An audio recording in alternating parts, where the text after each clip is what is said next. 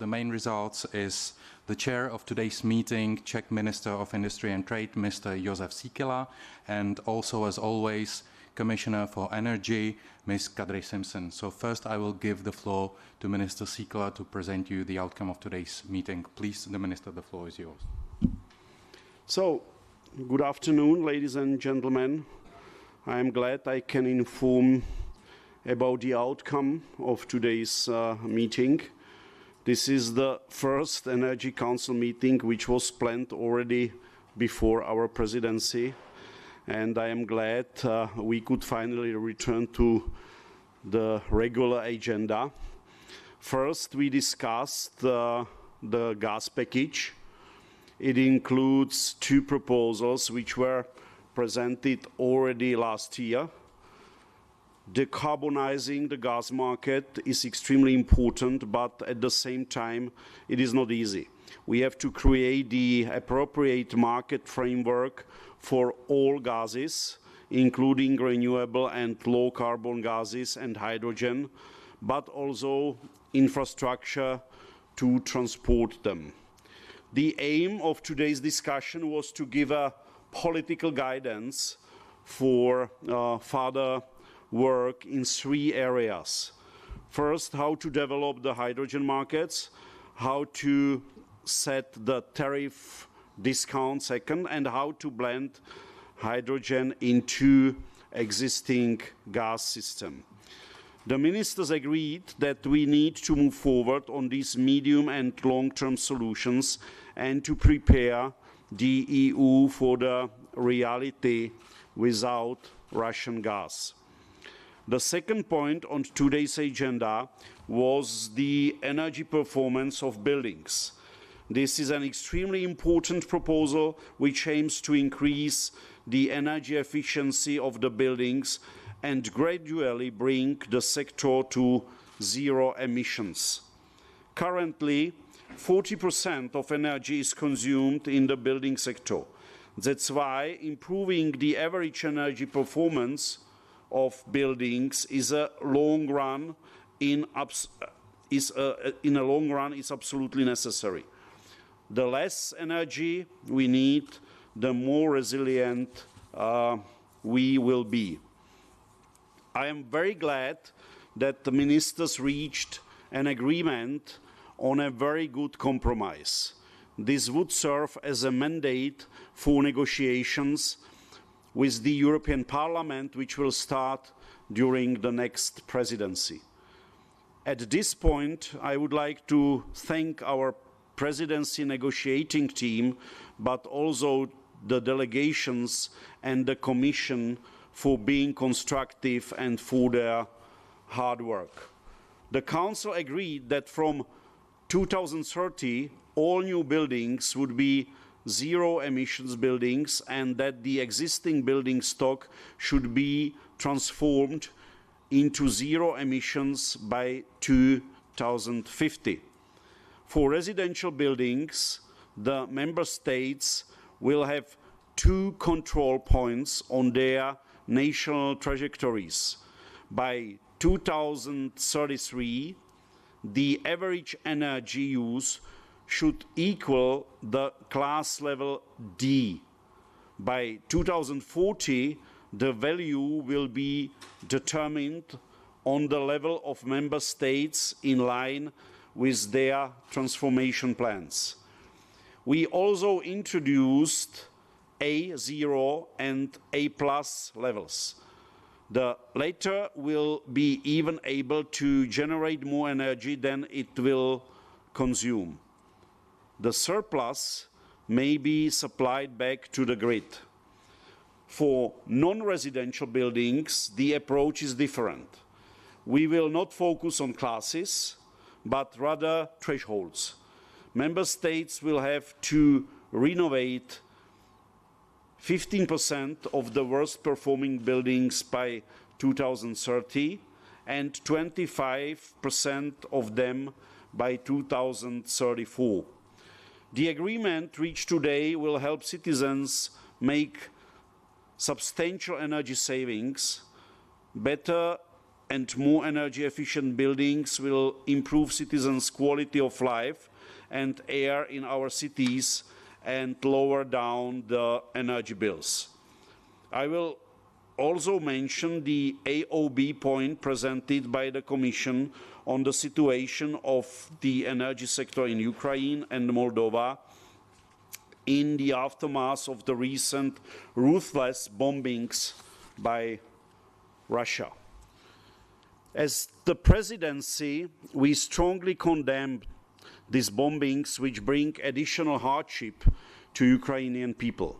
According to the reports, 30% of Ukrainian energy system was destroyed by the aggressor. Due to these attacks, Ukraine was forced to stop exporting its electricity to the EU and Moldova in order to stabilize its own grid. I can assure everybody that the EU will continue to support to Ukraine in all range of issues, including energy. And the same goes for Moldova. And now the topic you've been all waiting for. The Commission presented the third package of emergency measures to mitigate high energy prices last week. Last week, the leaders agreed on the basic orientation of these measures and also called on the Commission to take further steps, including capping gas price for electricity generation. Today, we have a general discussion in order to identify the key elements of the proposal. The ministers agreed that we should focus on joint purchases. This is something we are already discussing for some time, and we need to start buying gas from reliable partners all around the globe immediately after the upcoming heating season. The ministers have also widely support for introduction of dynamic price cap on electricity and gas, which would limit the excessive price spikes in case of market panic.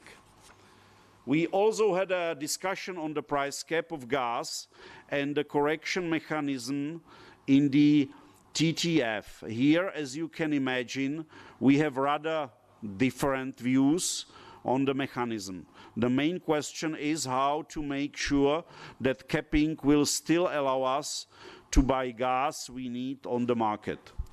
Ministers also welcome the solidarity measures, which will ensure that the member state will be able to receive gas even if it does not have any bilateral agreement with other member states in place.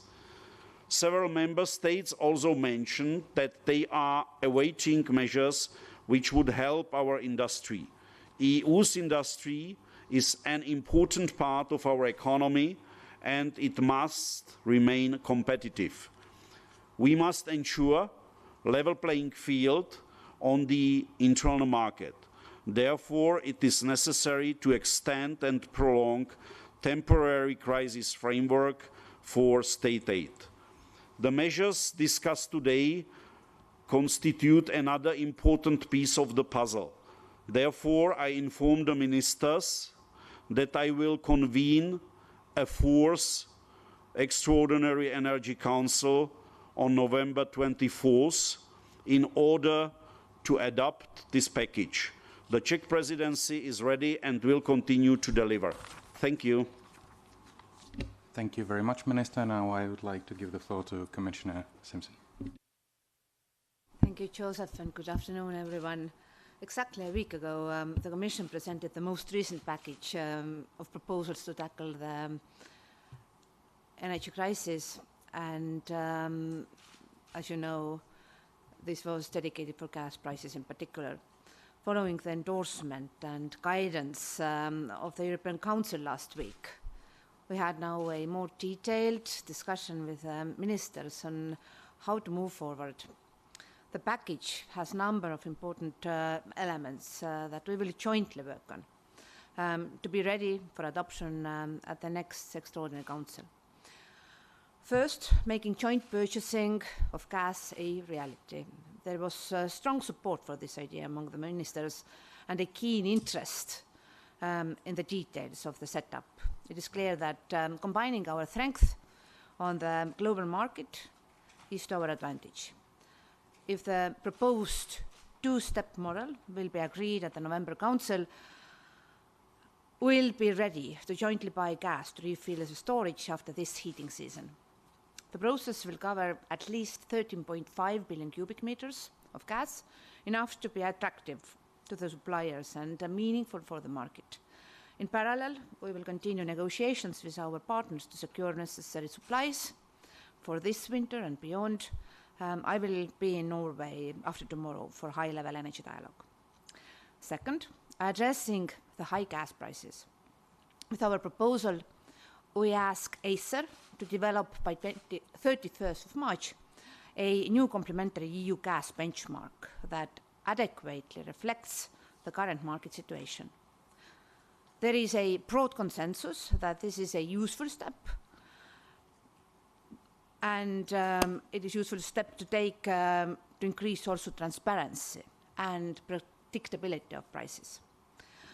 While the new benchmark will be ready by the next filling season, we have also proposed to establish a dynamic cap on TTF that can be used immediately to address excessively high gas prices. And based on the constructive discussion today, the Commission will swiftly work on the details of this proposal.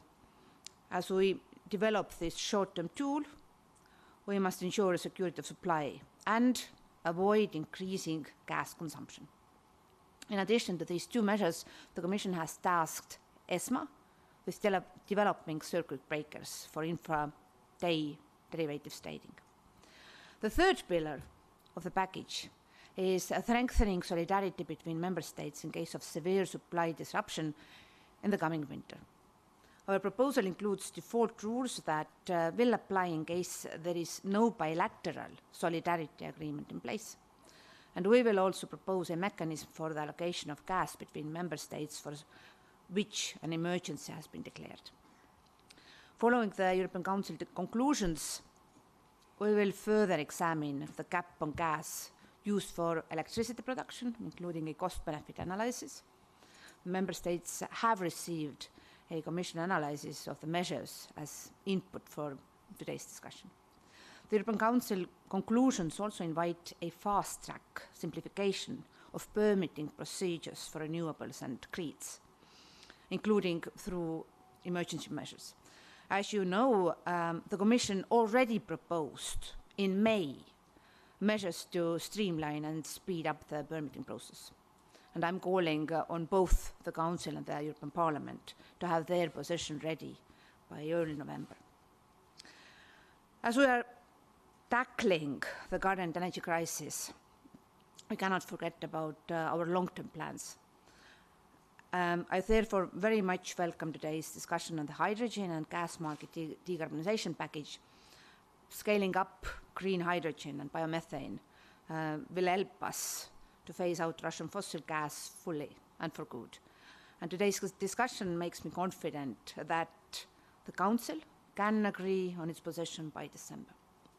We took one step closer to a more energy-efficient future with Council reaching a political agreement on the Energy Performance of Buildings Directive. Buildings consume 53% of gas in EU, making it a key sector for decarbonization and energy security, as well as reducing energy bills. So today's agreement is less ambitious than original Commission proposal, but it is a step forward and the basis for engaging in the negotiations with the Parliament as soon as possible to give the necessary certainty to people and businesses involved. And finally, today's Council gave me the opportunity to inform ministers about the critical energy situation of two countries in our European family. In Ukraine, Russia's recent shelling has targeted energy infrastructure and caused severe damage. 30% of Ukrainian equipment, such as transformers, circuit breakers, and power lines, have been destroyed, causing mass outages. It is urgent that the EU steps up support to quickly replace damaged infrastructure. What is at stake is the protection and well-being of thousands and tens of thousands of households, vulnerable people, children and elderly, before this coming winter. And I have written to all the ministers also a letter and called for their urgent support on this. As you remember, we have set up months ago a fund at the Energy Community Secretariat dedicated to repairing specific energy infrastructure in Ukraine. And we have now collected 20.5 million euros in donations, but now we need clearly more. And I recall the member states that if they can, and they have been so far very generous, this is time to donate also energy equipment through Commission's Emergency Response Coordination Centre. This mechanism has already facilitated more than 60 energy-related donations. And also companies, private companies, have also been generous and delivered supplies worth over 10 million euros. So we are encouraging also private entities to do even more, and if they can, donate specific equipment that is needed in Ukraine. And besides energy equipment, we need also to continue supplies of gasoline and diesel. In Moldova, the situation is also increasingly challenging because Moldova relied on Ukraine for 30% of its electricity imports. And the forced suspension of electricity exports from Ukraine poses also a major problem for Moldova. So last week, Moldova was, on top of that, informed that gas flows from Gazprom will be further reduced, and so will the electricity supplies from Transnistria. This is another clear example that Russia is weaponizing its energy supplies, and the country has Moldova has already secured some alternative supplies from Romania, but this is not enough. And we are working with the energy community to ensure Moldova can import gas and electricity from alternative sources other than Transnistria. But the challenge is not only access to alternative supplies, it is also a challenge to find a financing. So we are also looking forward, into ways of stepping up EU support, and we will do so. This council was in the end about solidarity and a united response to the crisis. And I'm glad that today's discussions and the decisions taken on the EPPD show that we remain united, both in driving forward our Green Deal agenda and in shaping effective solutions to the energy crisis, both for us, our own members, but also for neighbors. Thank you. Thank you very much, Commissioner. And first, I will give the floor to the gentleman in the fifth row, and then Mark Pepcorn. Thank you, and thank you so much for taking my question. Peter Thompson, Watch Major. I have 2.5 questions, if you'll allow me. 2 questions for the Commissioner. You mentioned joint purchasing quite a bit. There is some concern in especially the Norwegian energy sector at the moment regarding this joint purchasing as another cartel, which was a similar case was disbanded in the early 2000s. So first of all, how can you make sure that this joint purchasing doesn't harm the market in the long run? And secondly, how can you ensure that this joint purchasing mechanism won't just divert supplies outside of the EU? The other one was to Mr. Sikela, which was you mentioned that there's a call for additional measures for industry. Can you maybe put in a few more words what are these current wishes that you see from member states at this time? Thank you. I I will start with joint purchases, and when Joseph in his introductory remarks was mentioning that now we are ready to start purchasing together, he didn't mean that me and him we will start buying. These are still European companies. What I suggest is that member states will have a binding target that they will pool together demand worth of 15% of our underground gas storage. So 13.5 billion cubic meters. It might be bigger volumes if member states wish to do so, or if our neighbors from Eastern Balkans, Moldova and Ukraine will join. And indeed, to pool this demand together under our proposal, the companies can decide to go ahead with a collective purchase of gas organized in the format of consortium. And this so far has been not under our competition rules possible, but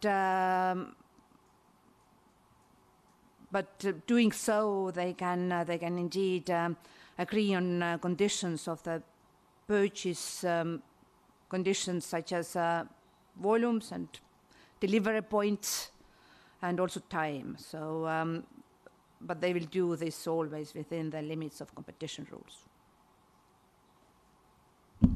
Well, we created a framework how to basically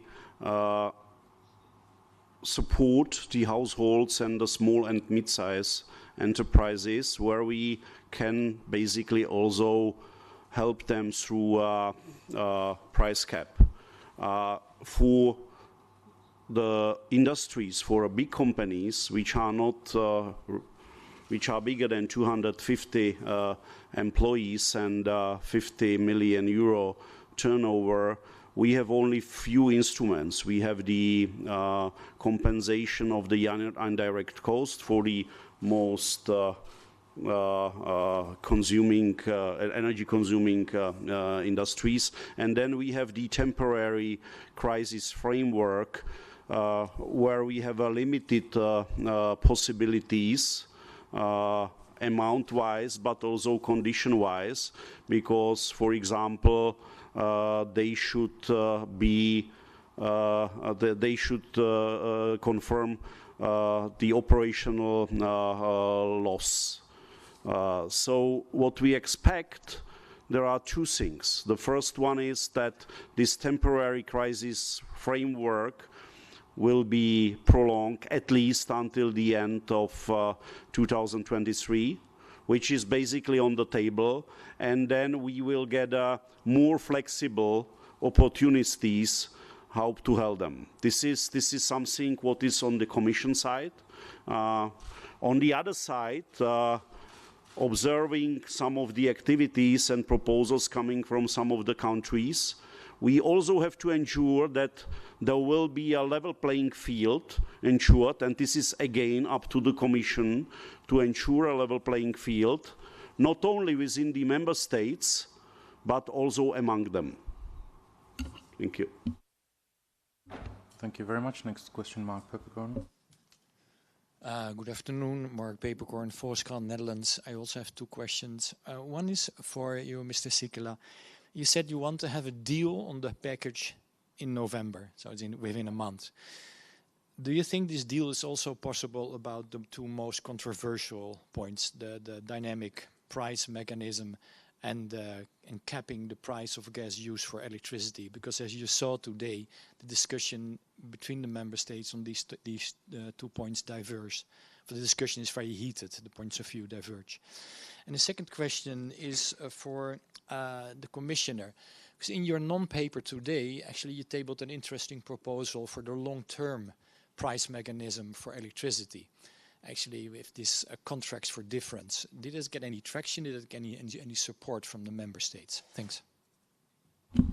Well, everything is possible. I think, you know, when we started, you know, to convene the extraordinary councils, the first one concerning the gas savings was called or was called as the Mission Impossible, and we delivered. So this is up to the willingness of the countries to align and also to accept in the worst case, qualified majority. However, of course, we have to introduce measures which will basically please, if possible, all the member states. So we still have this extraordinary meeting. We have an ordinary one.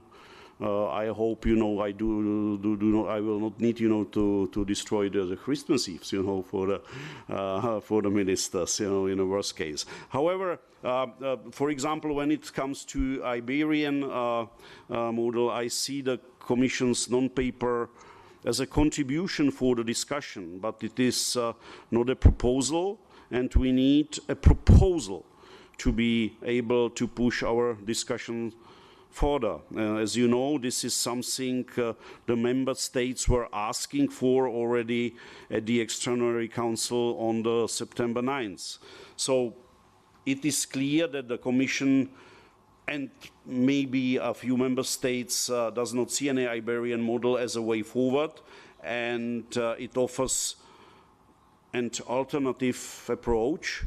But to assess this properly, we need more details or concrete legal proposals, or basically the impact study also the leaders were calling for.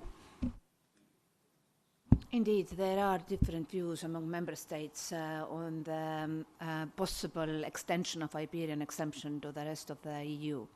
And thus our task was to lay out the possible impacts of the measure, the impacts to the possible gas demand,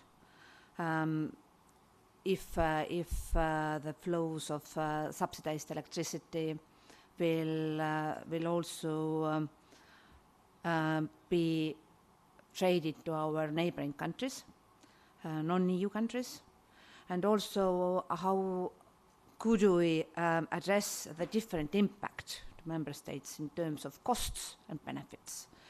And you asked about the contracts of difference. Well, we clearly pointed out in the non-paper as well that we do believe that the most important aim is to deliver the benefits of affordable renewables and also low-carbon technologies to our consumers. And this is clear direction that our consumers will benefit if we do have more renewables in our energy mix. And this is also clear direction of the upcoming market reform.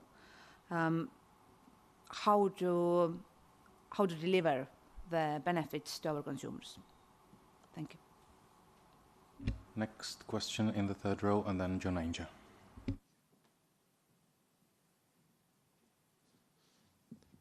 Thank you. Luis Tovar, Informativos Telecinco, Spanish TV. I would like to ask you about, is the Commission really in favor about this price cap and the possibility of extend this the price cap in the whole European countries? Because in this non-paper we've seen a lot of disadvantages, and we don't know if you are fully agree. And moreover, if I may more precisely, I would like to ask you if you will present a legal proposal about this price cap before the next Energy Council. Thank you. Right now we gave member states our analysis, what might be the consequences if we will extend the Iberian exemption, the cap for gas used by electricity power plants all across Europe. Well, if it will be used in the member states that are interconnected, because Iberian exemption was possible due to the unfortunate fact that Spain and Portugal do not have enough interconnection capacity with the rest of Europe. And in this regard, the price level of cap makes difference. So the design and specific details make difference to the impact of volumes of gas we will consume. And this analysis is necessary before we will make a legislative proposal Another necessary precondition for us is to clearly see that there is a broad enough support among member states to take this proposal forward. So far we have made one proposal to cap the gas prices. This is the proposal to cap the TTF, which is a benchmark against which many long-term contracts are indexed, and that also impacts, well, directly the spot market trade. Thank you very much, Bloomberg, and then we'll go online. Thank you. John Ainger, Bloomberg. Similar question. On the dynamic price corridor, you said you're looking at swiftly proposing something.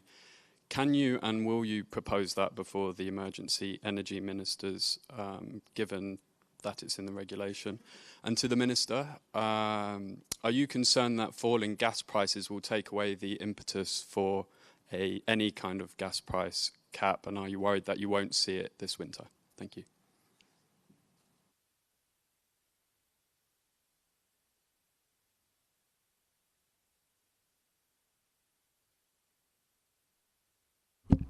I think that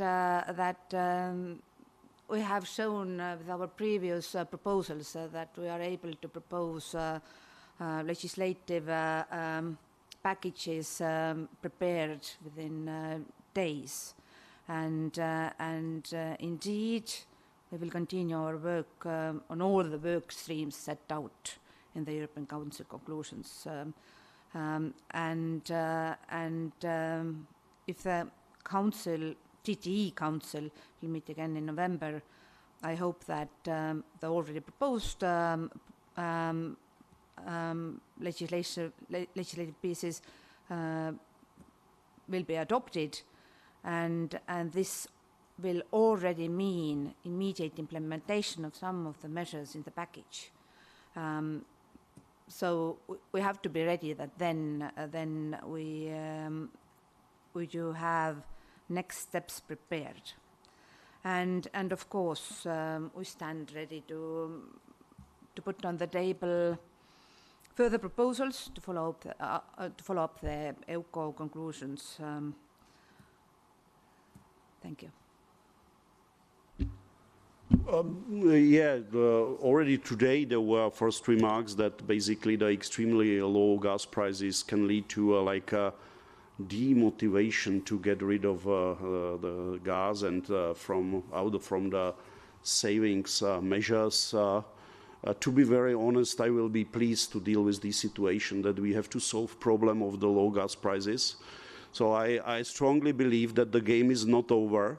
If you would observe basically the market curve, you know, for let's say 1 year ago, you will simply see, you know, plenty of spikes.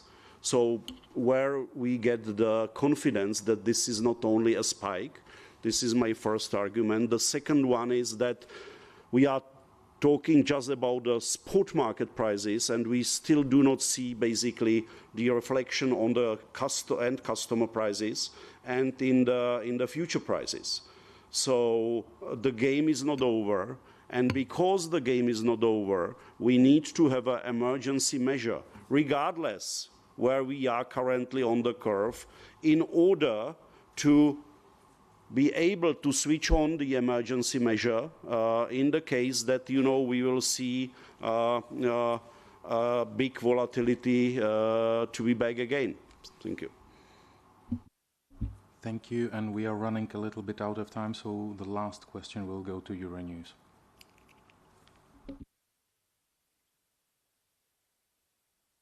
Hello, can you hear me?